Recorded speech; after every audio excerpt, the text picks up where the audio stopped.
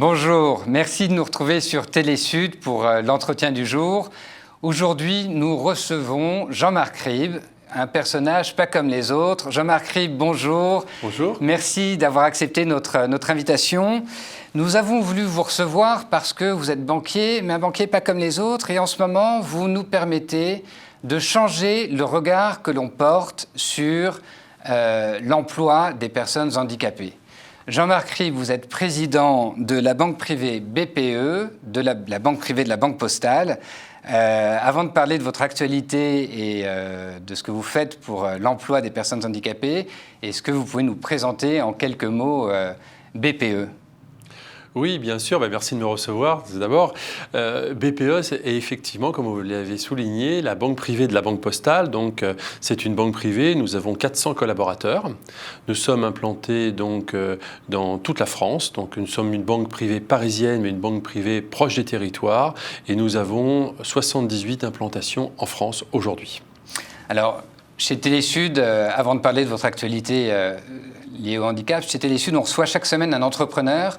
Et on voit que le contexte est très difficile en France avec la crise du Covid. Comment est-ce que vous avez traversé les derniers mois chez BPE ? Qu'est-ce que ça vous a inspiré ? Est-ce que vous avez modifié des choses en termes d'organisation ? Comment vous avez vécu cette période ? Alors, elle a été compliquée, évidemment, puisque BPE a eu quand même un ralentissement d'activité, comme toutes les entreprises, bien évidemment. Mais nous avons bien survécu, puisque nous en avons fait une force. C'est-à-dire que nous avons été extrêmement proches de nos clients, donc de la proximité, de l'écoute. Nous les avons rassurés, et puis le fait d'appartenir au groupe La Banque Postale, La Poste et in fine la Caisse des dépôts, c'est extrêmement rassurant pour nos épargnants. Donc, en fait, nous avons été extrêmement proches de nos clients, et nous avons développé toutes nos activités patrimoniales en France. D'accord. Alors, le 3 décembre se déroule la journée mondiale des personnes handicapées. C'est la 29e édition. Le handicap en France, c'est 12 millions de personnes qui vivent en situation de handicap, 11 millions de personnes qui sont des aidants, qui accompagnent ces personnes en situation de handicap. Et alors, ce qui est très particulier, c'est qu'on compte 500 000 demandeurs d'emploi en situation de handicap. Proportionnellement, c'est largement supérieur à ce qui se passe dans le reste de la population. Alors, vous avez pris, Jean-Marc Ribes, un engagement très fort la semaine dernière en faveur de l'emploi des personnes en situation de handicap. Est-ce que vous pouvez nous en dire un peu plus ? Oui, alors nous avons signé avec nos partenaires sociaux, et j'insiste bien, à l'unanimité, donc ce qui est très important de le souligner, un accord handicap extrêmement puissant. Pourquoi ? Parce que nous avons, je dirais, 2 critères phares. Le premier critère concerne l'employabilité des personnes handicapées dans notre entreprise. À compter du 2 juin 2020, donc c'est déjà un petit peu derrière nous, nous avons pris l'engagement de faire un recrutement sur 2 qui sera réservé à une personne porteuse de handicap. Nous avons déjà embauché 3 personnes, dont 2 personnes porteuses d'un handicap. Donc vous voyez, nous n'avons pas perdu de temps. Voilà. Donc ça, c'est quand même une mesure phare, 1 sur 2. Et puis la seconde mesure, c'est la création d'un fonds de solidarité. Alors ça marche comment, ce fonds de solidarité ? Ce sont les collaborateurs de la banque BPE qui, à la fin de l'année, n'ont pas utilisé tous leurs congés payés ou toute leur RTT et vont faire des dons de façon anonyme. Il n'y aura que la direction des relations humaines qui saura que telle ou telle personne a fait son don. Et ces dons de congés serviront soit aux salariés handicapés de BPE, s'ils ont besoin d'avoir des rendez-vous médicaux, de se faire soigner, ou pour des aidants qui ont des proches, des enfants souvent porteurs de handicap, avec des rendez-vous médicaux dans des hôpitaux, car comme chacun sait, les hôpitaux sont ouverts de 9h à 17h. Donc c'est pendant les heures de travail, donc il faut les aider. Donc c'est un don de solidarité, et ce fonds sera alimenté au fil de l'eau toute l'année. D'accord. C'est pas banal de voir ces problématiques-là adressées dans le monde de l'entreprise. Comment est-ce que vous avez fait pour embarquer vos collaborateurs dans cette aventure ? Alors, nous avons signé un partenariat avec l'Institut de l'économie positive. C'est très important de le dire, parce que nous avons fait noter notre banque, donc c'est ce qu'on appelle l'indice de positivité, pour voir si la banque était positive. C'est quoi une banque positive finalement ? C'est une entreprise qui est une banque, positive, mais ça pourrait être une entreprise qui ne soit pas une banque.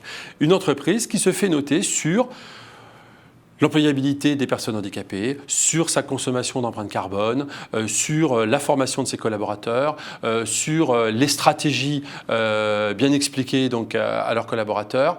Donc j'ai envie de dire, on a envie d'être positif. Positif pour nos clients, positif pour nos collaborateurs.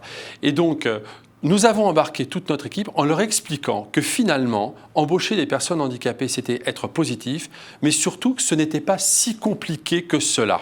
Oui, parce que ça fait peur un peu. On se dit, tiens, moi je suis manager, je vais devoir encadrer une personne handicapée, c'est peut-être pas évident. Il n'y a pas eu des peurs, des réticences, non? Alors, en fait, vous l'avez souligné tout à l'heure, sur les 12 millions de Français porteurs de handicap, 600 000 sont en fauteuil. On imagine toujours le handicap comme une personne en fauteuil. Mais il y a plus de personnes qui sont en fauteuil que de personnes qui sont en fauteuil. Oui, on parle des handicaps invisibles. Exactement. Et ces handicaps invisibles qui arrivent au cours de la vie professionnelle dans 80% des cas, si vous voulez. Donc, ces gens-là, d'abord, ont des diplômes pour la plupart, parce qu'on entend souvent nous dire « Ah ben oui, mais alors, embaucher des personnes handicapées, elles ne sont pas diplômées. » Alors d'abord, c'est faux. Certaines ne le sont pas, mais ce n'est pas pour cela qu'il ne faut pas les embaucher. Voilà, on les embauche avec des jobs qui leur permettent d'avoir une activité comme les personnes qui ne sont pas handicapées.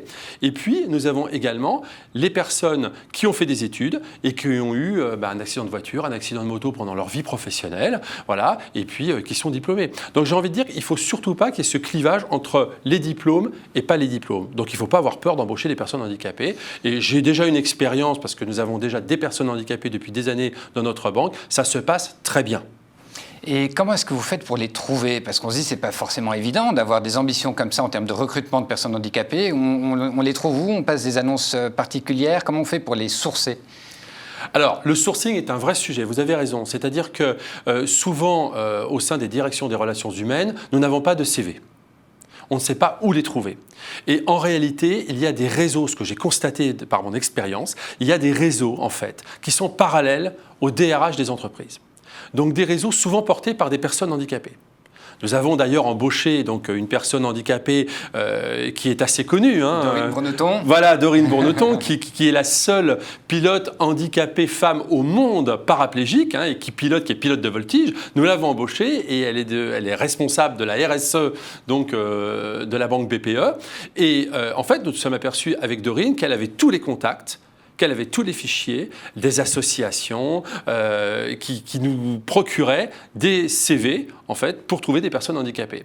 Il suffisait simplement de faire correspondre les CV que nous avions de personnes non handicapées avec celles qui étaient handicapées et puis de mettre tout ça ensemble et puis ça fonctionne, quoi. Vous avez eu des surprises déjà depuis que vous avez lancé cette initiative, des choses qui vous ont étonné, qui vous ont appris des choses sur vous-même ou sur vos collaborateurs? Nous avons eu des surprises, mais que des bonnes surprises. Au départ, suivant le handicap de la personne, ce n'est pas toujours facile. Il ne faut pas se dire que c'est facile. Mais il faut bien préparer aussi la direction, le département qui va accueillir la personne handicapée. Parce que, vous l'avez dit tout à l'heure, suivant le handicap, ça peut faire peur. Mais ce n'est pas de la méchanceté, bien au contraire. C'est plutôt de l'appréhension. Mais s'il se passe quelque chose, qu'est-ce que nous allons faire ? Vous voyez ? Et donc, il faut dédramatiser. Il y a de la formation pour les personnes non handicapées qui vont accueillir au sein de leur direction des personnes handicapées. Et je peux vous garantir que ça se passe très, très bien et qu'il y a une bienveillance au sein de l'entreprise. Mais alors, moi, j'ai deux objections que l'on m'a fait quand j'ai préparé l'émission. On m'a dit « Ah, mais dans une période de greenwashing où tout le monde veut faire de la communication en disant le RSE, on fait des tas d'initiatives, quelles sont les motivations réelles, sincères comment est-ce qu'on peut dépasser cette appréhension quand on parle d'initiatives telles que celle-là? Et puis, une autre observation, c'est finalement le rôle d'une banque, super, vous allez être une banque inclusive, positive, mais votre rôle à vous, c'est de gagner de l'argent. Est-ce que ça contribue à la création de valeur d'une institution comme la BPE?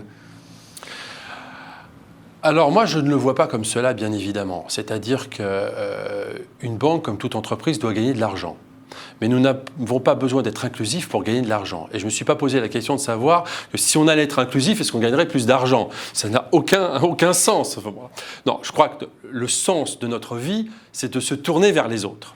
Et aujourd'hui, on parle beaucoup d'inclusion, et le rôle d'une entreprise, c'est justement de faciliter cette inclusion. Voilà. Mais vous savez, nos collaborateurs sont ravis, mais nos clients aussi.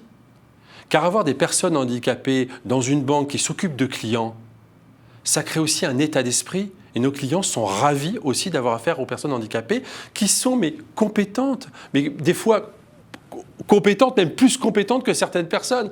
Donc encore une fois, n'ayons pas peur. C'est une réussite, mais vraiment géniale. Et je suis ravi de ce que nous avons déjà fait et de tout ce qui nous reste à faire, parce que le chemin est encore long.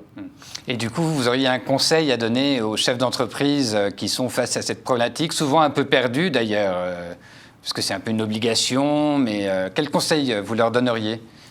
Alors, de ne pas le vivre comme une obligation, de le vivre comme une opportunité. C'est une opportunité, l'inclusion. Et cette opportunité, moi, je la traduirais par un seul mot. N'ayez pas peur. Il ne faut pas que les chefs d'entreprise aient peur. Ça se passe bien.